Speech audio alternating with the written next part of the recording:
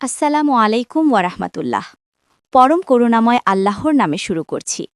প্রিয় দিনী বোনেরা, আশা করি আল্লাহর অশেষ রহমতে ভালো আছেন, সুস্থ আছেন। আলহামদুলিল্লাহ। পিরিয়ড শুরু হলেই আমাদের মনে এক ধরনের শূন্যতা তৈরি হয়।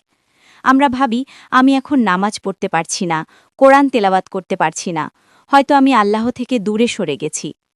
অনেকে একে নাপাক সময় বলে অবহেলা করেন। কিন্তু বোন, আপনি কি জানেন, একজন মমিন নারীর জন্য পিরিয়ড কোনো অভিশাপ নয়, বরং এটি আল্লাহর পক্ষ থেকে আসা একটি বিশ্রাম এবং ভিন্ন আঙ্গিকের ইবাদত। আল্লাহর হুকুম পালনের জন্য যেমন আপনি নামাজ পড়েন, ঠিক তেমনি আল্লাহর হুকুম মানার জন্যই এই কয়েকদিন আপনি নামাজ থেকে বিরত থাকছেন, অর্থাৎ আপনার না পড়াটাই এই সময়ের ইবাদত। আজকের এই দীর্ঘ মাস্টার ক্লাসে আমরা শিখব পিরিয়ড চলাকালীন কিভাবে আপনি আপনার সময়কে জিকির, দোয়া এবং আমলের মাধ্যমে জান্নাতি আমেজ দিতে পারেন। সবচেয়ে বড় প্রশ্ন, আমি কি কোরআন তেলাওয়াত করতে পারব?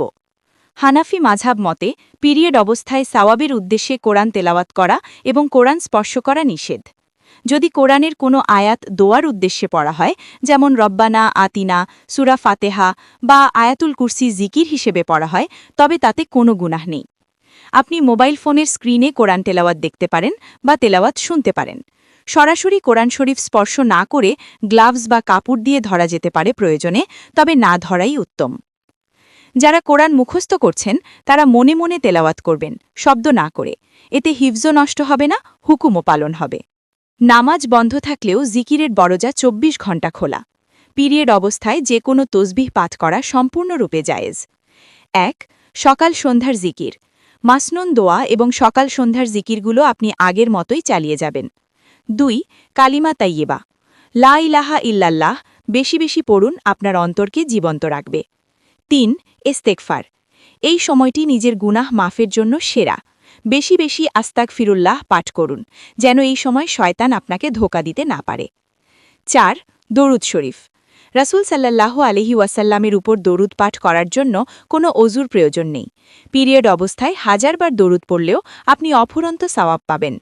দোয়া হল ইবাদতের মগজ। পিরিয়ড অবস্থায় অজু নেই বলে কি দোয়া কবুল হবে না? অবশ্যই দোয়া কবুল হবে। মহান আল্লাহ আপনার মনের অবস্থা জানেন। আপনি যখন নামাজের ওয়াক্তে জায়নামাজে বসে দুহাত তুলে কাঁদবেন, আল্লাহ আপনার সেই চোখের পানি ফিরিয়ে দেবেন না। তাহাজ্জুদের সময় আপনি নামাজ পড়তে পারছেন না বলে কি তাহাজ্জুদে উঠবেন না? অবশ্যই উঠবেন। শেষ রাতে উঠে আল্লাহর কাছে আপনার মনের সব না বলা কথা বলুন। এটি আপনার জন্য একটি অনন্য আধ্যাত্মিক অভিজ্ঞতা হবে। ইবাদত শুধু তসবিহ পড়ার নাম নয়। ১. সেবা এবং সাদাকা। পিরিয়ড অবস্থায় আপনি যদি অন্যের সেবা করেন, দান সাদাকা করেন, তবে সেগুলোও ইবাদত হিসেবে গণ্য হবে। ২. দ্বীনি জ্ঞান অর্জন। এই ৫-৭ দিন আপনি কোরআনের তাফসির পড়তে পারেন, সরাসরি কোরআন স্পর্শ না করে। সিরাত বা হাদিসের বই পড়তে পারেন। দ্বীনি ভিডিও দেখে জ্ঞান অর্জন করা এই সময়ের শ্রেষ্ঠ আমল। অনেক বোন নামাজ না পড়ার কারণে ইবাদতের অভ্যাস হারিয়ে ফেলেন। তাদের জন্য একটি পরামর্শ, যখনই আজান হবে আপনি অজু করে বসে যান। অন্তত ১০-১৫ মিনিট সুবহান আল্লাহ, আলহামদুলিল্লাহ, আল্লাহু আকবার, সুবহান আল্লাহ ওয়া বিহামদিহি, সুবহান আল্লাহিল আজিম পাঠ করুন। এতে আপনার নামাজের অভ্যাস ঠিক থাকবে এবং আপনি মানসিক শান্তি পাবেন। মনে রাখবেন, আম্মাজান আয়েশা রাদিয়াল্লাহু আনহা পিরিয়ড অবস্থায়ও জিকির করতেন। আমাদের সমাজে প্রচলিত কিছু ভুল কথা। ভুল ১. পিরিয়ড অবস্থায় তসবিহ হাতে নেওয়া যায় না। এটি সম্পূর্ণ মিথ্যা। ভুল ২. পিরিয়ড অবস্থায় সালাম দেওয়া বা নেওয়া যায় না। এটিও ভুল। ভুল ৩. পিরিয়ড অবস্থায় আজানের উত্তর দেওয়া যাবে না। এটাও মিথ্যা। ভুল ৪. এই অবস্থায় আয়না দেখা বা বাইরে যাওয়া নিষেধ। এগুলো জাহেলিয়াতের কথা। ইসলাম নারীদের সম্মানিত করেছে। পিরিয়ড আপনার শরীরকে শুধু সাময়িকভাবে নামাজের অনুপযুক্ত করে, কিন্তু আপনাকে মানুষ হিসেবে অপবিত্র করে না। প্রিয় বোনেরা, আজকের এই আলোচনা থেকে আমরা শিখলাম, পিরিয়ড মানে ইবাদতের বিরতি নয়, বরং ইবাদতের ধরন পরিবর্তন। আল্লাহ আমাদের সবাইকে এই সময়টা ধৈর্য এবং জিকিরের সাথে কাটানোর তাওফিক দিন। ভিডিওটি যদি আপনার উপকারে আসে, তাহলে আপনার বান্ধবীদের সাথে শেয়ার করুন, যাতে তারাও এই মানসিক কষ্ট থেকে মুক্তি পায়।